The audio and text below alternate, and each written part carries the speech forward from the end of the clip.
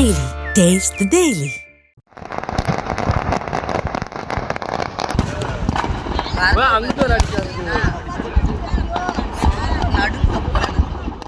பட்டாசு ஆலைகளில் நடக்கும் வெடி விபத்துகளும் அதனால் ஏற்படும் உயிரிழப்புகளும் தொடர்கதையாகவே உள்ளது. விருதுநகர் மாவட்டத்தில் செயல்பட்டு வந்த பட்டாசு ஆலையில் ஏற்பட்ட விபத்தில் 6 பேர் பரிதாபமாக உயிரிழந்தனர். நாக்பூரில் உள்ள மத்திய வெடிபொருள் கட்டுப்பாட்டுத்துறை உரிமம் பெற்ற இந்த ஆலையில் பட்டாசு உற்பத்திக்கான வேதிப்பொருட்களை கலவை செய்யும் போது விபத்து ஏற்பட்டுள்ளது. பட்டாசு ஆலைகளில் வெடி விபத்துகள் நடப்பதற்கு அதிகாரிகளின் மெத்தன போக்கே காரணம் என எதிர்க்கட்சிகள் குற்றம் சாட்டி வருகின்றன. இந்த நிலையில் வெடி விபத்தை தடுக்க வழிதான் என்ன என்று பார்க்க வேண்டியுள்ளது.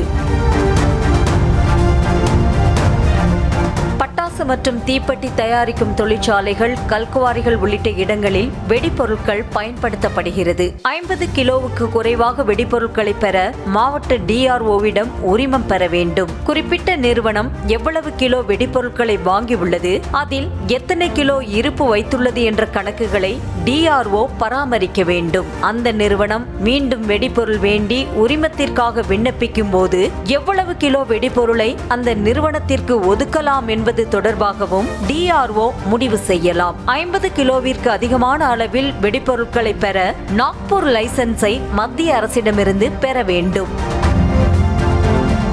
ஸ்பெஷல் தாசில்தார் தலைமையிலான வருவாய்த்துறையினர், காவல்துறையினர் அடங்கிய குழுவினருக்கு பட்டாசு ஆலைகளில் அதிரடியாக சோதனை நடத்தும் அதிகாரம் உண்டு. மாவட்ட ஸ்பெஷல் தாசில்தார் சீரான இடைவெளியில் ஆலைகளில் ரெய்ட் செய்து வழிகாட்டு நெறிமுறைகள் பின்பற்றப்படுகின்றனவா என்பதை பார்க்க வேண்டும். அப்படி அதிகாரிகள் முறையாக சோதனையில் ஈடுபடாததன் விளைவாகவே இப்படி விபத்துகள் தொடர்ந்து வருவதாக குற்றம் சாட்டப்படுகிறது.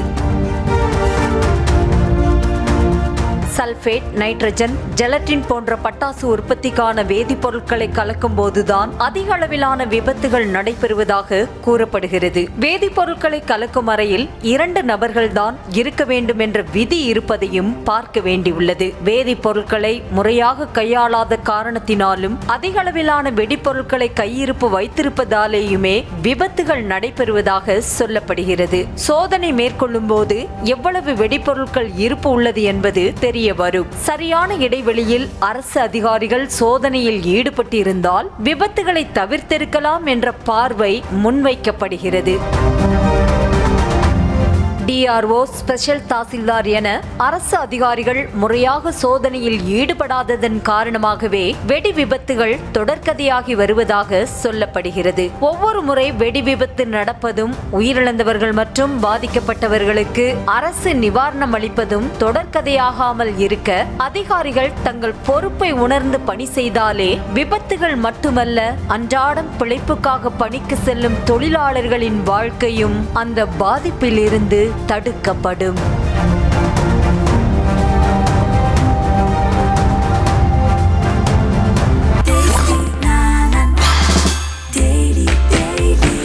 Taste Daily.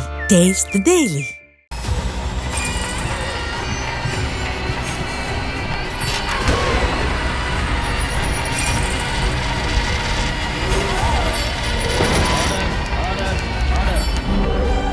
நிகழ்தகவு குற்றங்களின் மறுபரிமாணம்.